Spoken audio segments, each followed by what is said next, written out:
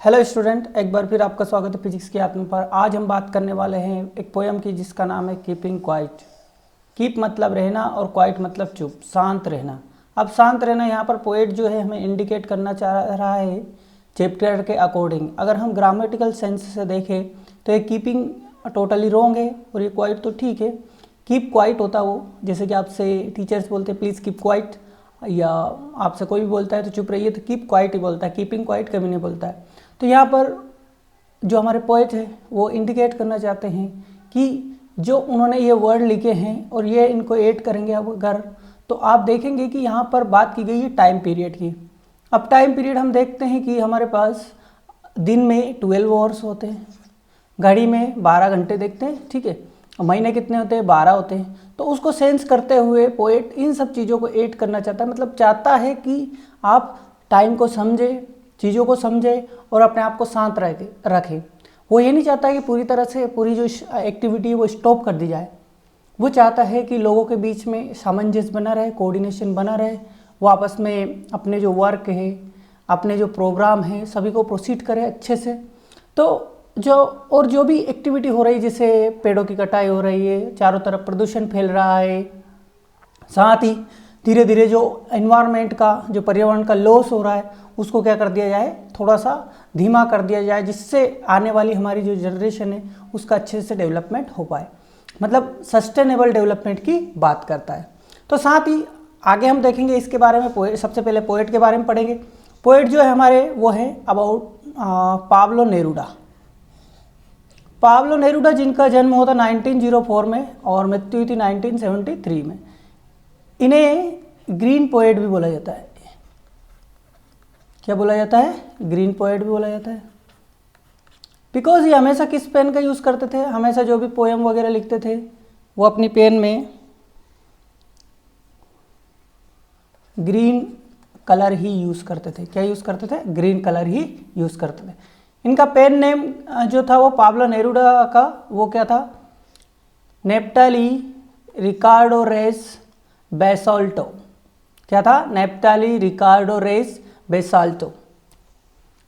जो इनका pen name था वो था नेप्टाली रिकार्डो रेस बेसाल्टो।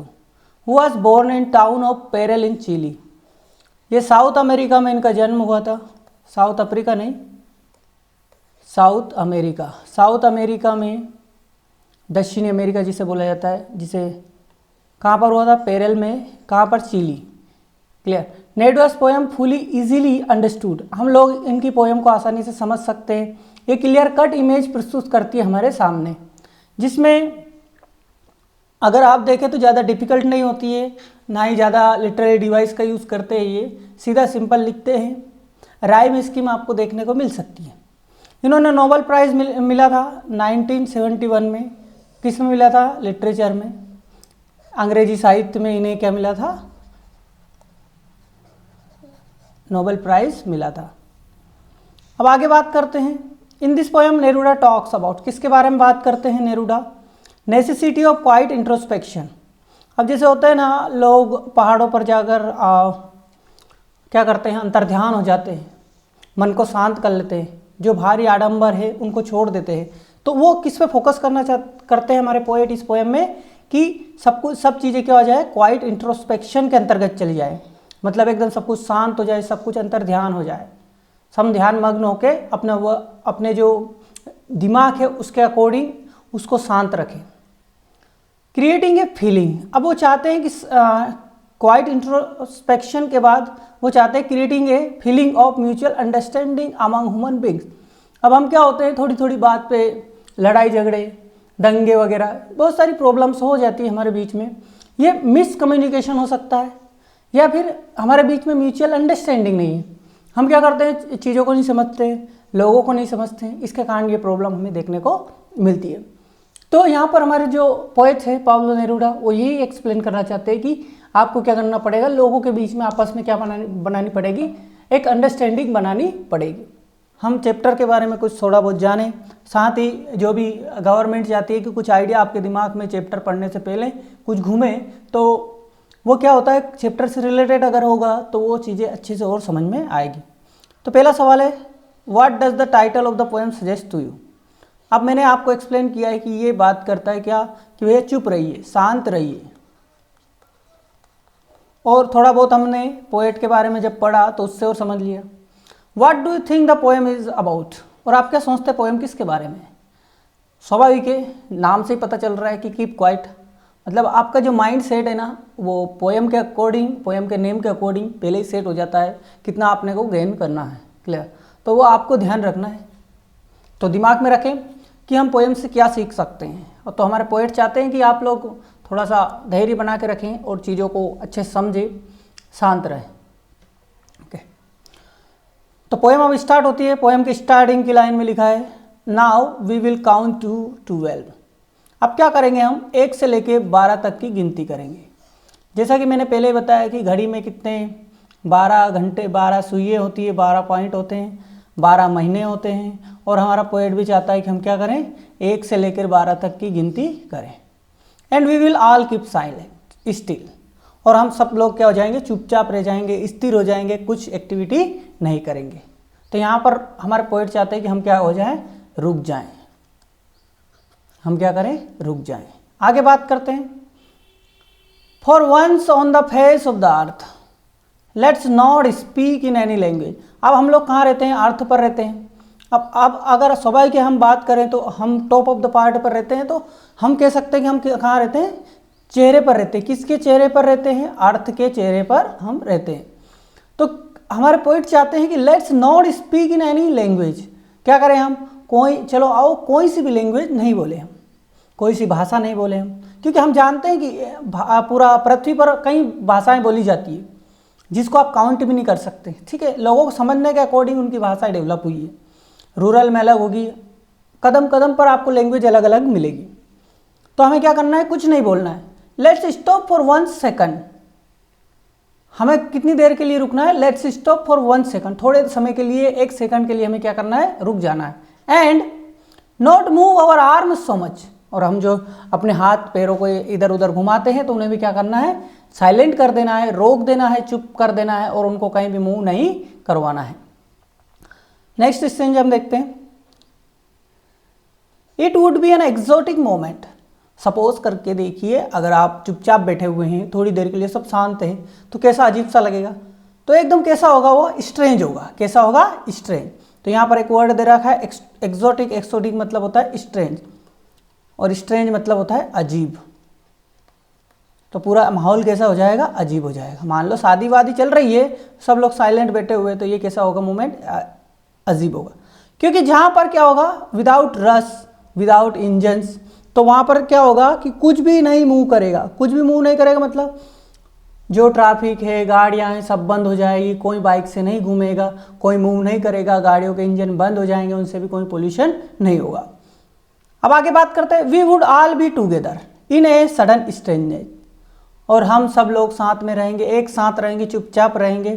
कब, अचानक से आई हुई स्ट्रेंजनेस में, मतलब अजीबपन में हम क्या रहेंगे, अचानक से आया हो। सडन मतलब अचानक, और स्ट्रेंजनेस मतलब अजीबपन।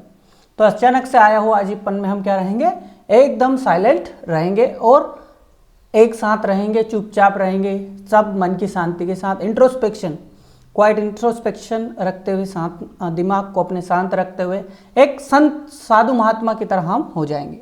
हमारे पोएट चाहते हैं कि वो जगह जगह पे जो भी एक्टिविटी हो रही है उनको इन्वॉल्व करे, और उनको भी क्या चाहता है पोएट कि रोक दे। रोकने से क्या होगा, थोड़ा बहुत जो एक्टिविटी ज़्यादा हो रही है, जो अधिक मात्रा में चीज़ों का शोषण हो रहा है, वो बंद हो जाए। अब पोएट चाहता है कि fishermen in the cold sea would not harm whales. अब क्या होता है कि मछली पकड़ने वाले होते हैं, वो क्या करते हैं, ठंडे ठंडे समुद्र में जाते हैं और किसको पकड़ते हैं, हार्म व्हेल्स। वो भी क्या करेंगे, अगर रुक जाएंगे, सब चीज़ें शांत हो जाएगी, कोई भी अपने काम पर नहीं जाएगा, तो जो मछलियां हैं, फिशरमैन भी नहीं जाएगा, तो वो भी घर पर रहेंगे, तो मछलियां हैं उनको क्या होगा, कोई नुकसान नहीं देखने को मिलेगा। And the man gathering salt would look at his hurt hands. और साथ ही जो लोग समुद्र में नमक इकट्ठा करने जाते हैं, नमक कलेक्ट करने जाते हैं, वो लोगों को भी उनके हाथों में कोई समस्या नहीं होगी, क्योंकि जब हम नमक में अपने हाथ को रखते हैं तो हाथ कैसे गल जाते हैं, तो उसी तरह के उनके हाथों को भी कोई हर्ट नहीं होगा। नेक्स्ट स्टेंज हम देखते हैं। Those who prepare green wars, wars with gas, wars with fire. अब यहाँ पर पोएट बात कर रहा है किसकी, वार की। ग्रीन वार उसे बोला गया है जिसमें डिफोरेस्टेशन होता है, डिफोरेस्टेशन। डिफोरेस्टेशन मतलब वनों की कटाई, जो वनों की कटाई है वो भी क्या हो जाएगी, रुक जाएगी। Those who prepare green wars मतलब जो पेड़ों की कटाई कर रहे हैं वो भी रुक जाएंगे। वार्स विथ गैसेस, जो पोल्यूशन हो रहा है, क्या हो रहा है, पोल्यूशन हो रहा है, तो पोल्यूशन भी नहीं होगा। गाड़ियों से धुआं निकालना, कहीं आगजनी हो जाना, लोग क्या कर रहे हैं, पोल्यूशन कर रहे हैं, प्रदूषण फैला रहे हैं, तो प्रदूषण भी क्या होगा, रुक जाएगा। क्लियर। आगे बात करें वार्स विथ फायर, कोई भी देश आपस में लड़ाई नहीं करेगा। अभी जैसे रशिया और इजराइल, शायद इराक, दो देशों के बीच में जो लड़ाई चल रही है, 2 साल, 1 से 2 साल होने में है, तो वो लड़ाई जो बॉम्ब गिरा रहे हैं लोग, अलग अलग देश, उनके बीच में ये लड़ाइयाँ भी क्या हो जाएगी, स्टॉप हो जाएगी, क्योंकि हमारे बीच में क्या होगा, शांति कायम हो जाएगी। Victory with no survivor. अब यहाँ पर पॉइंट इंडिकेट या पॉइंट आउट हमें समझाना चाहता है कि अगर लड़ाई करेंगे हम और हमारे साथ और हम जीत भी जाएंगे और आसपास कोई नहीं रहेगा, तो उस जीत का क्या मतलब रहेगा, किस बात का जश्न रहेगा। Victory with no survivors would put on clean clothes and walk about with their brothers in the shade doing nothing. अब क्या करेंगे हम, जब अगर लड़ाइयाँ होगी, लड़ाई में बहुत सारे लोग, ब्रदर्स वगैरह सब कुछ क्या हो जाएंगे, खत्म हो जाएंगे। मतलब यहाँ पर पोएट बता रहे would put on clean clothes, जो उनके ही खून हैं, उनके ही जो परिवार के लोग हैं वही खत्म हो जाएंगे, तो क्या बचेगा। वो walk about with their brothers in the shade doing nothing. अब क्या करेंगे, वो अपने ही भाइयों के साथ वहीं पर रहेंगे और कुछ नहीं करेंगे, क्योंकि उन्हें अब आगे कुछ करने को रहेगा ही नहीं। जब लड़ाई हो जाती है, लोग खत्म होते हैं, तो सर्वाइव करना बहुत ही डिफिकल्ट होता है। तो हम क्या करते हैं कि एक ही घर में वहीं पर पड़े रह जाएंगे, क्योंकि हमें पता है कि देश दुनिया में कुछ बचा नहीं है, वार खत्म हो चुके हैं।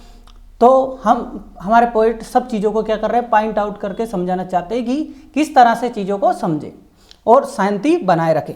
अब पोइट यहाँ पर आपको थोड़ा सा सजग करना चाहते हैं कि शांत करना, स्टॉप कर देना, उसका मतलब ये नहीं। What I want should not be confused. अब मैं यहाँ पे पोएट कहना चाहते हैं कि अगर मैं आपको यहाँ पे कंफ्यूज नहीं करना चाहता हूँ विद टोटल इनएक्टिविटी। मैं ये नहीं चाहता हूँ सब कुछ रोक दिया जाए, भैया काम चल रहा है उनको चलने दो, लेकिन एग्जिस्टिव जो ज़्यादा अमाउंट में हो रहे हैं उनको ना करें। जो पोल्यूशन हो रहा है, पेड़ों की कटाई हो रही है, जो लड़ाइयाँ हो रही है, उनको रोकने की बात कर रहे हैं पोएट।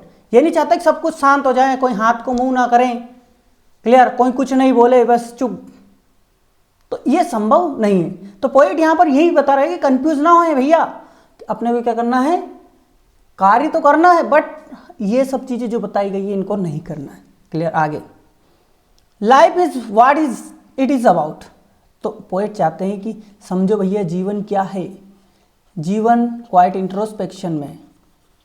इंट्रोस्पेक्शन में आपको देखने को मिलेगा। जीवन क्या है, क्वाइट इंट्रोस्पेक्शन में है। अब क्वाइट इंट्रोस्पेक्शन में जीवन किस तरह से हो सकता है, ये आप समझिए। जो साधु महात्माएं होते हैं सब कुछ त्याग देते हैं और वनों में चले जाते हैं और आलमस लेकर, भीख लेकर वो अपना जीवन गुजारा करते हैं। तो यही जीवन है, उसी में शांति है। अगर आप सामाजिक जीवन में पहुँचे हैं तो कई समस्याएं हैं। क्लियर।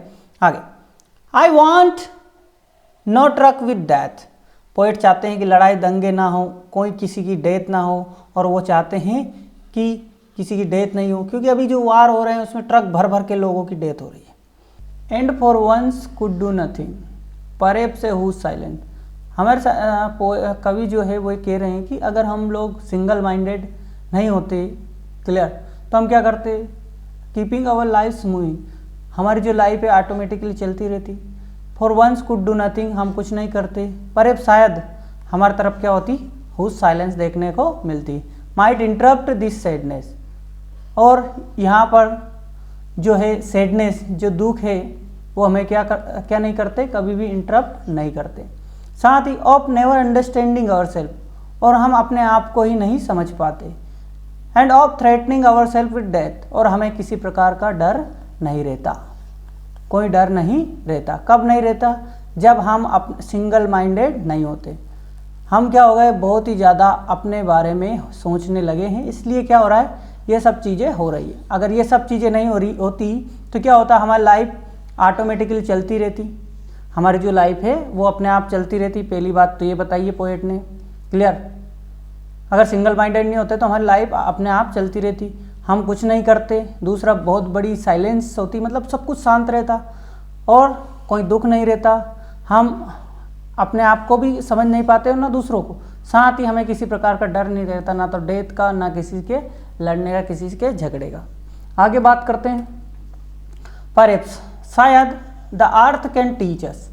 ओके, तो यहाँ पर हमारे पोएट ने बोल सकते हैं कि अर्थ को जो है टीचर बताया है, और शायद हमें क्या हो रहा है कि मतलब बता रही है कि पोएट कह रहे हैं कि जो अर्थ है वो हमें क्या कर सकती है, पढ़ा सकती है।